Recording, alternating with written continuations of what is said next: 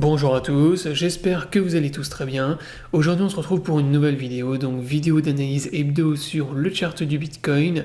Comme chaque semaine on va analyser le graphique du Bitcoin.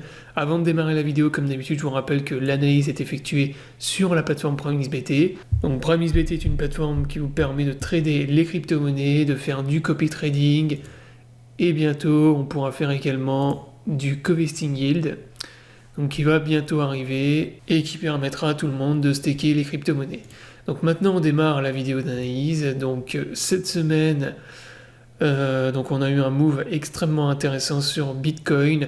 Donc la semaine dernière, je vous avais donné un peu mes différents scénarios sur le court terme et le moyen terme. Je vais donner notamment le pattern ici de type canal baissier. Donc là en bleu, vous avez tracé un canal, donc le canal baissier dans lequel on évoluait. Je vous avais dit qu'on était toujours dans une zone d'incertitude, qu'on avait toujours notre support ici majeur au niveau des 40 000 $ qui n'avait toujours pas cédé, et on a toujours également la résistance au niveau des 50 000 $. Le scénario que j'avais présenté ici, lui, il est totalement invalidé. Donc ça c'était le scénario bear. Donc pour l'instant en tout cas il n'y a pas de dead cat bounce. Pour le valider le scénario de type retournement dans un marché baissier, je vous le rappelle, il fallait recasser, donc repasser sous le support des 40 000 $. Et inversement, pour repasser et valider un nouveau bull market, il faut réussir à break et à franchir la résistance qu'on a ici au niveau des 50 000 $. Donc là, on a eu un move intéressant sur Bitcoin cette semaine. On a eu un rebond, donc on voit qu'il y a eu de l'achat dans la zone de support que j'avais indiqué au niveau des 40 000 $. On a eu un énorme rebond haussier. Et là, on a le Bitcoin donc, qui a cassé le canal baissier et qui se redirige vers le haut du range au niveau de la résistance des 50 000 $. Donc là, je le rappelle encore une fois, tant qu'on est bloqué dans ce range entre le support ici et la résistance, on est toujours dans une zone d'incertitude. C'est-à-dire que moi, je repasserai bull sur le Bitcoin et les cryptos uniquement si on arrive à franchir cette résistance. Et même l'idéal serait de réussir à briser le dernier top qu'on a fait.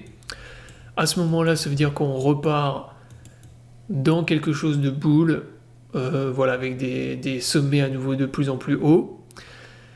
Et un bear market en tout cas, enfin pas vraiment un bear market, parce que pour moi il n'y a pas eu de bear market pour l'instant, mais on va dire une correction, un retracement du Bitcoin qui sera terminé. Le mouvement qu'on a fait ici, c'est un excellent signe, puisque d'une part on a réussi à s'extraire de ce canal qui maintenait une tendance baissière à court terme sur le Bitcoin, et d'autre part, on voit que la candle qu'on a fait hier, elle est vraiment très très belle. Donc il y a eu une belle bougie verte d'achat, avec une clôture très haute. Donc là, il y a de très très fortes probabilités pour qu'il y ait une continuation, suite en tout cas à ces deux bougies vertes qu'on a fait, continuation de la tendance haussière, retest du haut du range, de la résistance ici, et possiblement cassure donc de cette résistance pour repartir dans un marché bull. Donc ça, ce serait pas mal de repartir là-dessus.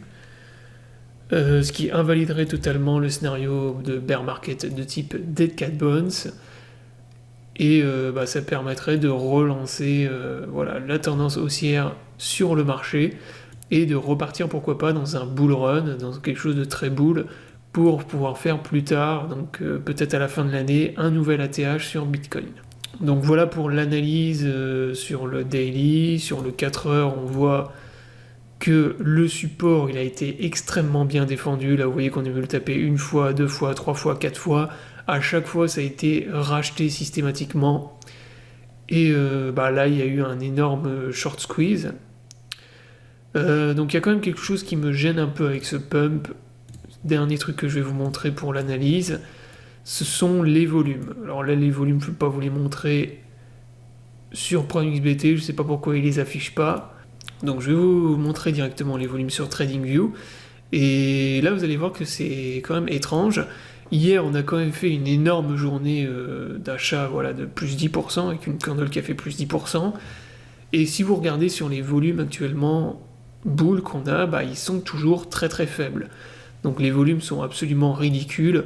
Sur cette candle de plus 10%, on a eu moins de volume que ce qu'on avait par exemple fin août dans les bougies qu'on avait là.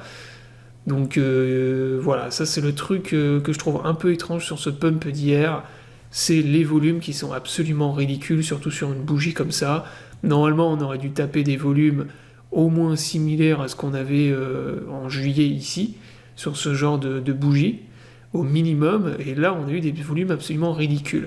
Ce qui veut dire, selon moi, que en fait, le pump qu'on a eu hier et ces 2 derniers jours, c'est surtout du short squeeze, c'est-à-dire qu'il y a eu énormément de vendeurs sur le support.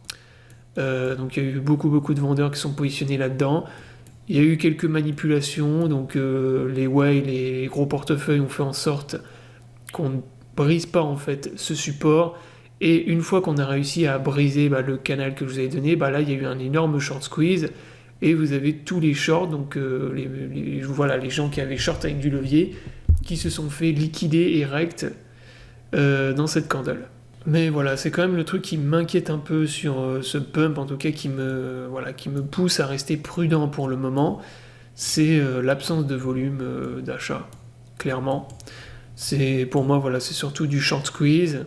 On avait eu des vendeurs, énormément de vendeurs, il y avait un excès de vendeurs au-dessus du support, et là il y a eu clairement un short squeeze avec énormément de liquidation. Voilà, donc la vidéo d'analyse est terminée, donc encore une fois on surveille le niveau de résistance au niveau des 50 000. S'il y a une cassure de cette résistance et qu'on brise le dernier top, de toute façon pour moi au-dessus on va retrouver après des volumes acheteurs, et on repartira dans un bull market. Voilà, donc la vidéo d'analyse est terminée, j'espère qu'elle vous aura plu, je vous invite à vous abonner à la chaîne pour ne pas rater les prochaines vidéos. Je vous souhaite à tous une bonne journée et à bientôt pour une prochaine vidéo.